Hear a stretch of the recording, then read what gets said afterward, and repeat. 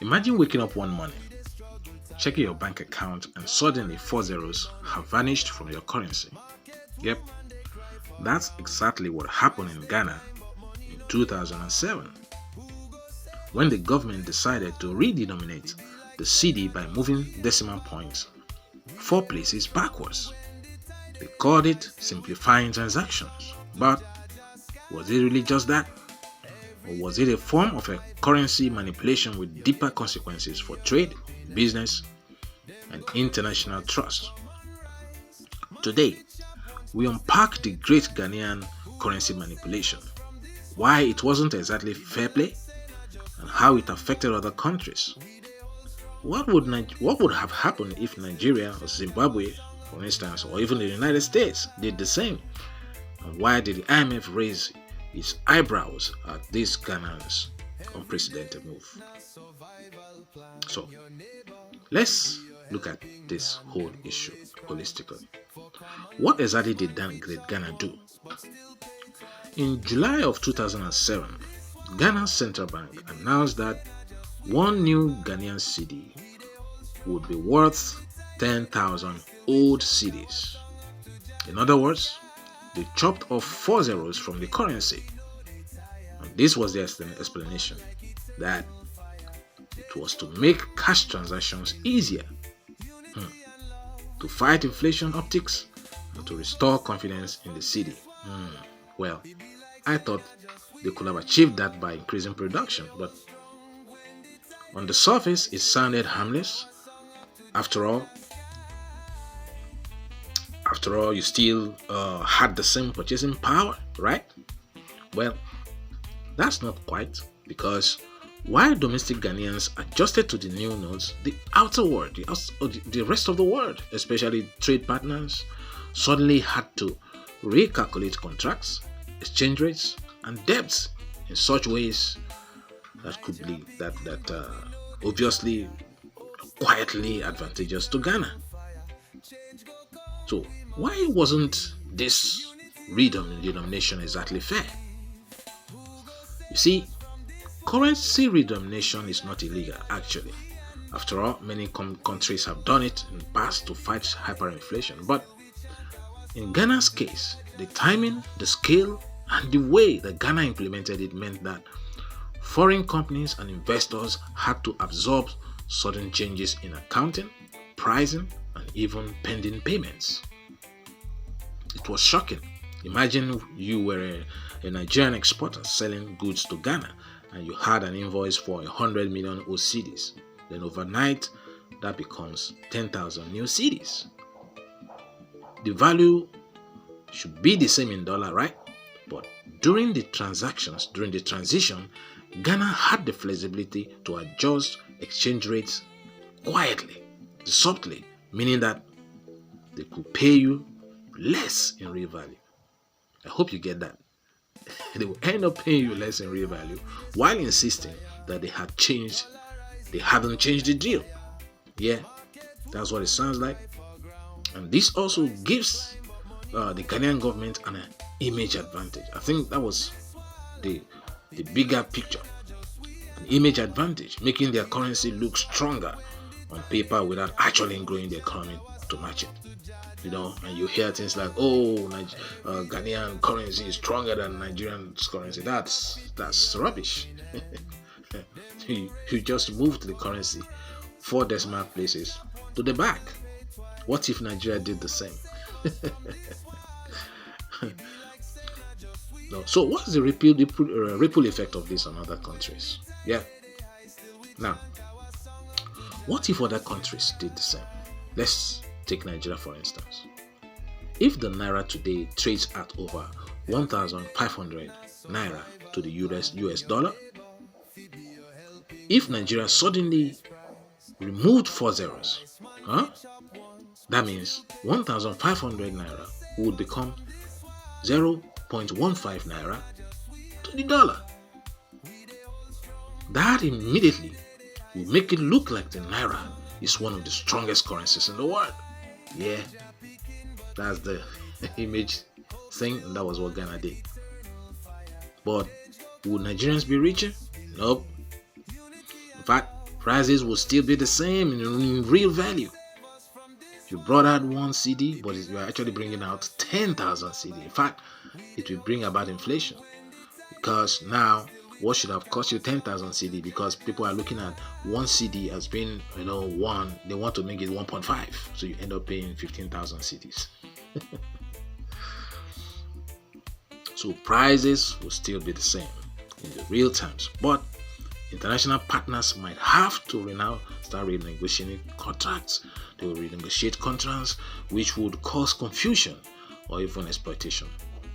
In the Zimbabwe's case, for instance, redenomination was used multiple times during the hyperinflation period, but without tackling the root cause. They didn't.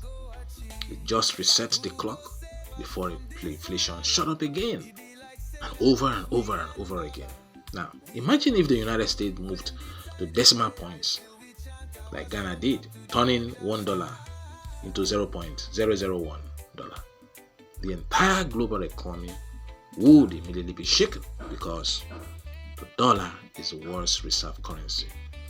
International debts, oil prices, and the savings will be thrown into chaos. That was why IMF reacted. The International Monetary Fund, IMF, actually didn't accuse Ghana of breaking any law. They didn't. But they did issue queries about the redenomination process. Their main concerns were transparency, accuracy in transitions, and whether the move masked deeper fiscal problems instead of solving them. Yeah, I think it did. It never solved any problem, any fiscal problem. It only masked it. Critics within the IMF argued that redenomination could distort short-term economic indicators, and make Ghana look more stable than it actually was. And that's exactly what happened. You're singing praises of Ghanaian cedi. I say to you, beware of Ghanaian cedi. It's not what you think it is. It's a trick. It's wayo. The Ghanaian cedi of today is wayo cedi. Okay? That one cedi is not worth one. It's actually worth 0.0001. And this could mislead both domestic citizens and international investors. Alright? If you're looking at it, it looks as if it's stable, but it's not. You think it has more value, but it doesn't. So what are the lessons and the bigger picture in all of this? What's the big picture? The big question is, was Ghana's 2007 move just a harmless redenomination? Or was it strategic currency manipulation? Was it wayo? The truth is, it was both. Yeah, it was. It helped actually to reduce the psychological burden of carrying wads of cash. Stacks of cash. Imagine carrying 1 million Ghanaian notes. It's like easier to just carry about 100,000 than carrying a million, So the psychological burden was reduced of carrying wads of notes, but it also allowed room for subtle gains in trade settlements and global perception without real structural reforms. There was no reforms from the government, no production, increase in production, they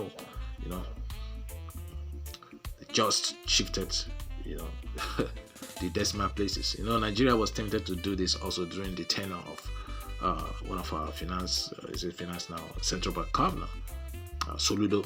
He almost did it, but he was discouraged because Nigeria saw to the future that, if you play this wayo now, you're going to suffer it in the future.